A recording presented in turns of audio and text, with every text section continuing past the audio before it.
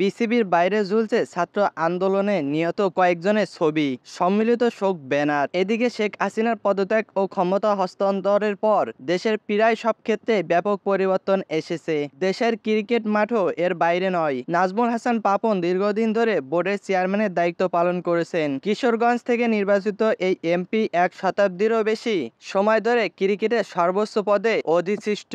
4 দিন ধরে ক্রিকেট থেকে নিখোঁজ আছেন নাজমুল হাসান পাপন। অনেক পরিচালক আওয়ামী লীগের রাজনীতির সঙ্গে সরাসরি যুক্ত ছিলেন। পরিচালকদের মধ্যে ছিলেন সাবেক সংসদ সদস্য নাইমুর রহমান দুর্জয়, আজম নাসির চট্টগ্রাম সিটি কর্পোরেশন সাবেক মেয়র, আরেক পরিচালক শফিউর রহমান নাদেল সদ্য বিলুপ্ত হওয়া সংসদ সদস্য। পাপন থাকছেন, তার পরিবর্তনের সুযোগ নেই। সরকার পরিবর্তনের পর তাদের সবাই নিখোঁজ। সভাপতি নাজমুল হাসান পাপনের বর্তমান অবস্থা নিয়েও প্রশ্ন রয়েছে।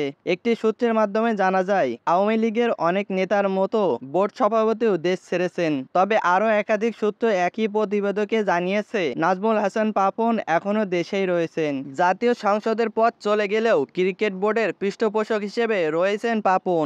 বর্তমান মেয়াদ অনুযায়ী তিনি 25 সাল পর্যন্ত ক্রিকেটের প্রধান থাকবেন। ক্ষমতার পালাবদলের সময় তার নড়াচড়ার কোনো সম্ভাবনা নেই। বোর্ডে সরকার বা অন্য কোনো শক্তির পরিস্থিতিতে বাংলাদেশ ক্রিকেট নির্দেশনার মুখে পড়তে পারে। বাংলাদেশ ক্রিকেট বোর্ড নির্দেশনার মুখে পড়বে।